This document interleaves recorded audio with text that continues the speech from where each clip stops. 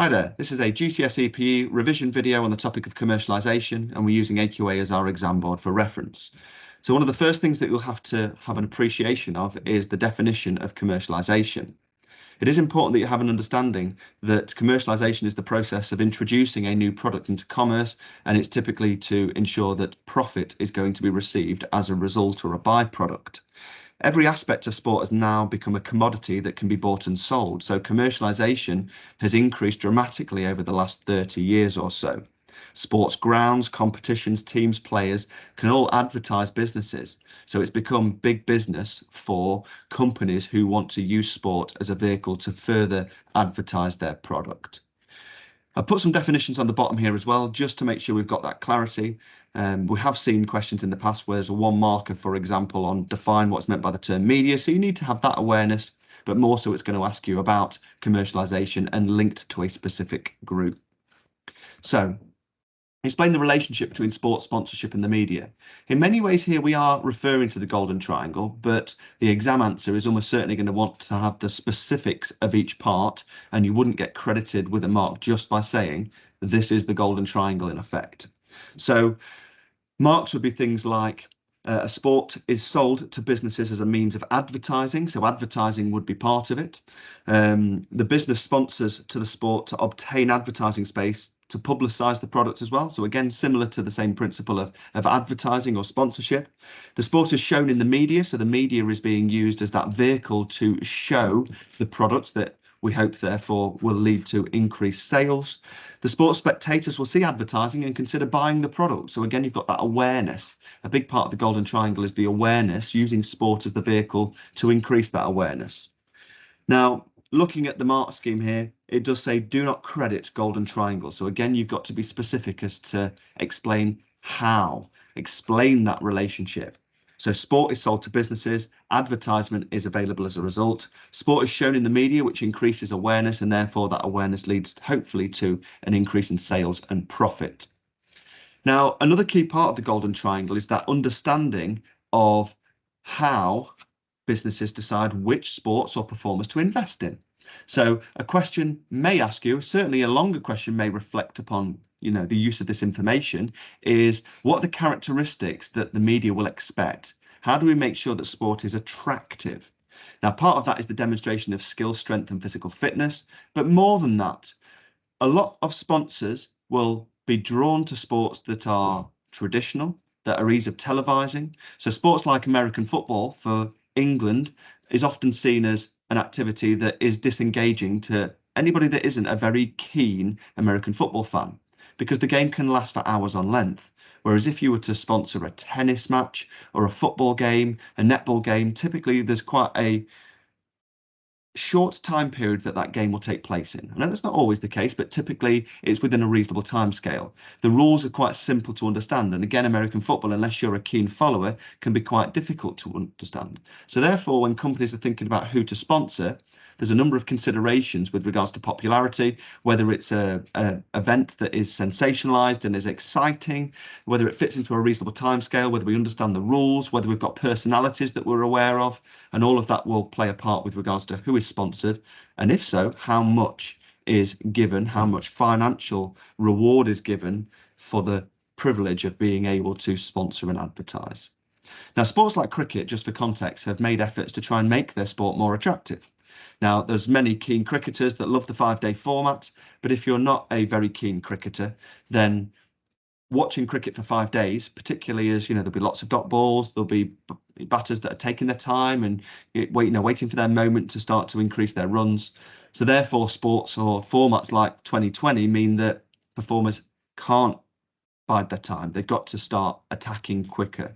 There's things like power plays whereby there's only so many cricketers that are outside of the inner circle. There's flashing bails and cheerleaders and music, and there's often players that are mic'd up. All of this helps to increase the attractiveness. Even things breaking from tradition, like having coloured kits rather than traditional white, and having a white ball rather than the traditional red, so that it's more accessible to see if you are in the ground. It's easy to see the ball as it travels through the air, hopefully towards the boundary. So lots of sports are trying to find ways of becoming more attractive. One key example here of how sponsorship has become big business is the cost of an advertisement space during the Super Bowl. So since 2019, a 30-second ad has soared. It's now 55% more expensive. So if you want to have a 30-second advertisement slot during the Super Bowl, it will cost you $7 million. Now that's a reflection of just how big business sponsorship is and how much sponsors and businesses want to use sport as a vehicle to advertise their product. And that leads us to the golden triangle. So one of the key things you need to understand before we get any further is that sport, business and media all rely upon one another. It's interdependent. Sport need media to show their products, but media equally need sport, so there's something to show.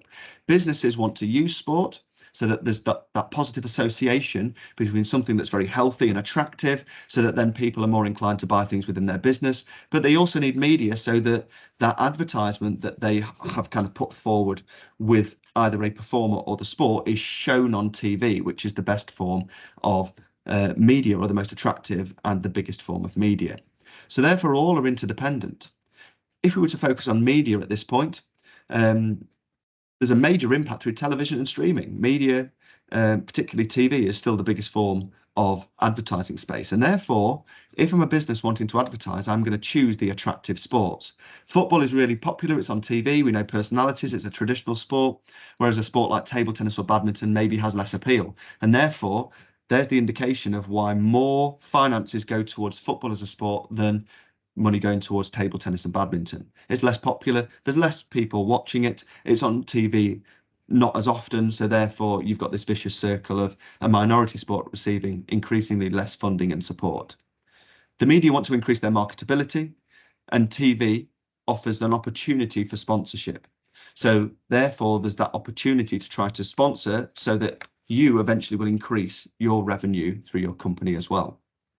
In terms of businesses and sponsorship, many questions will refer directly to sponsorship, but this provides resources in return for some sort of advantage, which is usually sponsorship, leading to an increase in finances. If I'm prepared to spend $7 million on an advertising slot of 30 seconds in the Super Bowl, you have to have the assumption that there'll be an increase in revenue as a result of it. No business is going to pay $7 million if they're going to be losing money. So when business invest, they endorse the product. So therefore, there's got to be that positive association. They'll pick performers that have got a positive image, because if there's a positive image of that performer and they're advertising your product, it increases that positivity towards your product, which hopefully increases sales. So the more attractive and popular sports can demand greater finances. In terms of sport is sold to businesses because there's the opportunity for advertisement. Sports are sponsored to obtain advertising space, and therefore the products can be publicised. Sports shown on the media, and that promotes the products. So therefore this advertisement enables businesses to be seen and increase the appeal of their products, hopefully increasing sales. Now, at this point, it's important that we refer to performers, and this is the impact of commercialism. So in terms of positives, if I'm a performer and I'm being sponsored, I'm going to get sponsorship and there's advertisement, I'm likely to get free equipment or clothing. So if there is sponsorship, we hope, therefore, that there's going to be the positive association. If you look at Team GB, historically, in the last few years, they've been sponsored by Adidas, so all of the performers will get free kit and clothing, knowing that when these performers are competing, advertisement of Adidas is shown on a global scale. Rory McIlroy was sponsored as his first Nike deal for £150 million over 10 years, so £15 million a year. And as a result, Nike chose McIlroy because he was a local performer, he was a successful performer, and therefore, as a result, there's that positive association attached to him. He's going to get paid to advertise. His wages have obviously increased because he's getting that extra income, but he's also able to dedicate himself full time. If we refer to a team sport now, netball is on the Sky One, or the Netball Super League is now shown on Sky One, and that's had a dramatic influx of finances and money into the sport itself, but it also has the secondary benefit of having the increased opportunity for advertisement. There are negatives. Timing can change. If you look at football now, there's a game often on a Friday and on a Monday, 2 or 3 on a Saturday and 2 or 3 on a Sunday. Then you've often got your European football from Tuesday to Thursday. So football takes place purely based upon where advertisers want the games to be shown, when TV companies want to show the game so that they can increase marketability. Live events, can be affected, so sponsors can limit the food and drink that's available, and therefore it becomes more expensive. If you were to look at the Open Championships, there's a huge amount of hospitality, the same with the FA Cup final. So those that have sponsored throughout the year get these special seats, often with food and drink. They're wined and dined, but obviously that decreases the probability and opportunity for fans to get access to tickets. So these are the kind of questions you might experience if they're a smaller one, but you need to have AO2 knowledge if it is a longer question. So identify two benefits a sponsor would have as a result of sponsoring an athlete. So we're going to look specifically at athletes here. Now, the obvious one is going to be an increase in revenue. There'll be an increase in income and sales, but also the profile of that athlete is probably going to increase. And what do you know, they're the top 2 points on the mark scheme. There should be advertising, cheaper than TV advertising, and they're going to be shown on TV as well. And often there can be tax benefits. So it's regarded as kind of a charitable donation in many ways, so there can be tax relief. Identify three positive effects. So identify three positive effects of sponsorship on sport. Underline the topic area. So therefore, three positive effects on sport itself.